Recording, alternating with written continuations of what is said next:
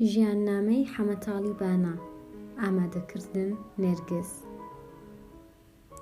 حەمەتاڵ لە ساڵی 1269 هەتاوی کوڕی فەقێ میرزای شاری بەڕۆژە واتە بانەی ئێستا لەدایکە بێ و لە تەمەنی 6-7 ساڵیدا چون حەمە کوڕێکی گرژ و ڕەشتاڵە بوو بەو هۆیەوە لەناو هاوڕێکانی بە حەمەتاڵ ناسرا بوو.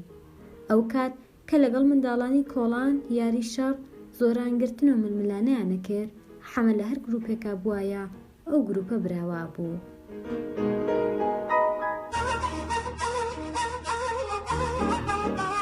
لە 15 ساڵیدا حەمەتاڵ گەنجێکی سوارچاک، چالاک، مەلەوان و نیشانەگرێکی شارەزا بوو، دەستی بدایە هەر کارێک بە ئامانجەکەی یەگەیشت.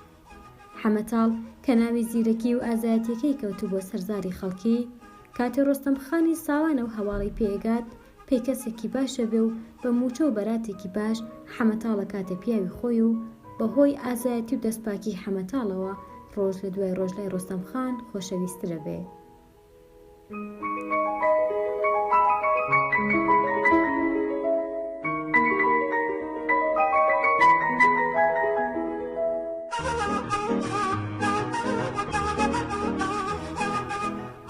لە ساڵی 1914 زاینی کاتێ شەڕی جیهانی یەکەم کۆتایی پێهات، دەوڵەتی تورکیا لە بینی وڵاتە موسڵمانەکاندا وابڵاوی کردەوە کە گوایە و شەڕە لەسەر ئیسلام و لەگەڵ کافرەکان شەڕەکەن، لە کاتێکە هیچ کەم لە سیاسەتمەدارەکانی تورکیا موسڵمان نەبوون و تەنیا ئامانجیان هەڵخەڵەتاندن بوو.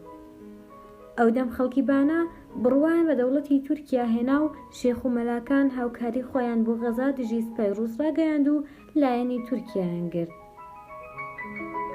مەلا عەبدوڵڵا کە لە مەلاکانی مزگەوتی گەورەی شاری بانە بوو، لە کۆبوونەوەیەکدا ڕایگەیاند کە ئەم شەڕە شەڕی کافر و موسڵمانە. بەو قسانە خەڵکی زیاتر هەندا بۆ شەڕکردن دژ بە ڕووسەکان. حەمەتاڵ وەک زۆرێک لە سەرکردەکانی تر لە سەربانی ماڵی قازی ڕەحمان ئاڵای موجاهیدینی هەڵکرد. بەشێک لە شەڕی تورکیا و رووسیا کەوتە کوردستان و کورد بۆ یارمەتیدانی تورکیا لەو شەڕەوە گلا. هەر بۆیە ڕووسەکان زۆر بێبەزەیانە دەستیاندایە دژایەتی و کوشتار و کاولکردنی کوردستان بە تایبەت ناوچەی بانا. لە ئاکامی ئەو شەڕەدا گرانی و قات و قڕی ڕووی کردە کوردستان و واش خەڵکێکی زۆر لە برسا مردن.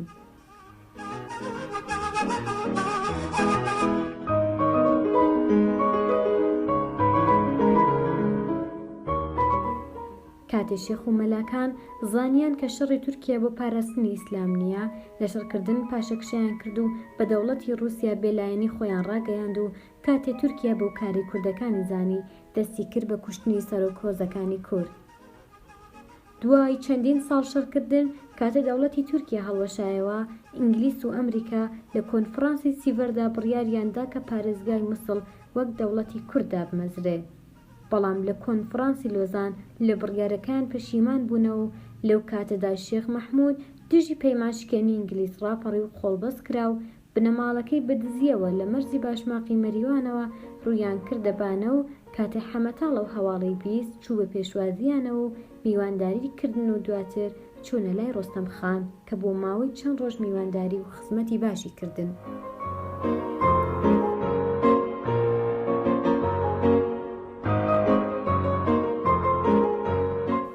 دەوڵەتی ئینگلیز لە میوانداری ڕۆستەمخان زۆر تووڕە بوو و لەو کاتەدا کە ڕەزاشا بە یارمەتی ئینگلیسەکان دەوڵەتی قاجاریان ڕووخاندەبوو و خۆیان لەسەر تەخت بوون، لە خزمەت ئینگلیسەکان نەبوون و لە قسەیان دەرناچوون.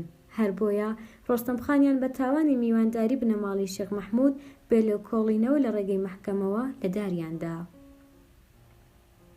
ئەو کارە حەمەتاڵی زۆر تووڕە کرد و حەمەتاڵ بڕیاری تۆڵەکردنەوەی داوتی بە هەر جۆر بتوانم کاربەدەستانی ئێران لەناو ببەم، ئەوە لە ناویانە بەم و هەر کەس بۆ باشی و قازانجی ئێران تێبکۆشێ ئەوە ڕەحمی پێ ناکاتەوە کوژێ.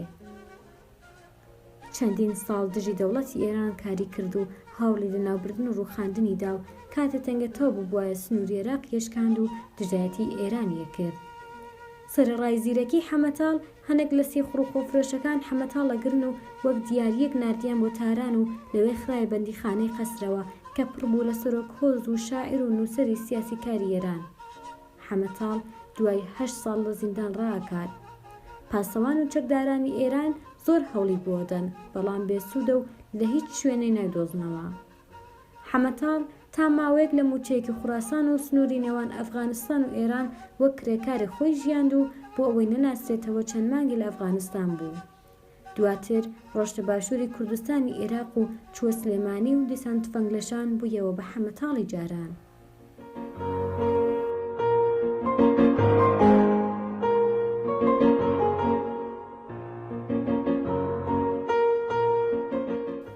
لە سلێمانی تا ماوەیەک لای شێخ مەحموودی نەمر بوو، جارجار دەستێکی لە ئێران ئەوەشان. لە عێراقیش کەوتە بەندیخانە، بەڵام لەوێ بە تکای حەفسەخانی نەقیب براژنی شێخ مەحموود ئازاد کرا. سەید عەتا لە سەیدەکانی باینچەی سەربەستنا لەسەر کردەوەکانی یەکێک لە ژاندارمەکانی دەوری ڕەزاشا تفەنگ ئەخاتە شان و ئەفسەر و گروبانێ ئەکوژێ و دواتر ئەچێتە لای حەمەتاڵ. دەوڵەتی ئێران داوا لە دەوڵەتی عێراق کات کە ئەوانە لە ڕژیم یاخی بوون و ئەبێ ڕادستی ئێران بکرێنەوە تا سزای خۆیان وەرگرن. بەڵام دەوڵەتی عێراق ئەڵێ کە ئەوان نازانین لەکوێن و بەو قسانە و بابەتە پشتگوێخەن. لە دوایەوانە دەوڵەتی ئێران دەست ئەکات بە پیلانگێڕی و هەموو هەوڵی خۆیەدات تا بینی سەید عەتا و حەمەتاڵ تێکبات کە بەداخەوە لە پیلانگێڕیەکەی سەرکەوتووە بێ و حەمەتاڵ بەدەستی هاوڕێ و هاوسەنگەری خۆی واتە سەید عەتا کوژرێ. جێی ئاماژەیە کە بڵێم لە کتێبی مامۆستا محەممەد ئیمامی داوا نووسراوە کە گوایە سەید عەتا کەسێک بە ناوی بلەخەزان بەکرێگرێت و بەیەکەوە حەمەتاڵە کوژن.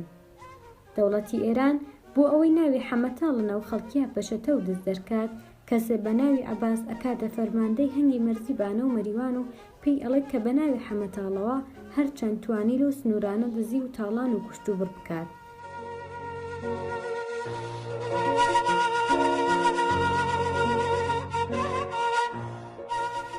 حەمە ڕەشیخانی بانە بۆ تۆڵەسەندنەوەی حەمەتاڵ لە ناو پادگانی بانە عەباسە کوژێ.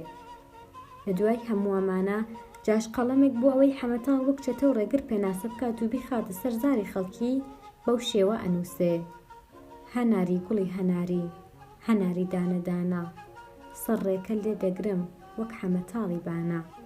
ئەم هۆنراوە تێگەیشتنەکەی بەو شێوەیە: هەناری گوڵی هەناری، هەناری دانەدانە، دژ بە زاڵم ڕاوەستن وەک حەمەتاڵی بانە. بەداخەوە کاتێ ئەڵەن سەرڕێکە لێ ئەگرم وەک حەمەتاڵی بانە، بیسەری ئەو بەندە زۆرتر بە چەتە و دەست لە حەمەتاڵ ئەڕوانێ، لە کاتێکە حەمەتاڵ تەنیا دژ بە زاڵمان و خۆفرۆشان ڕاوەستاوە.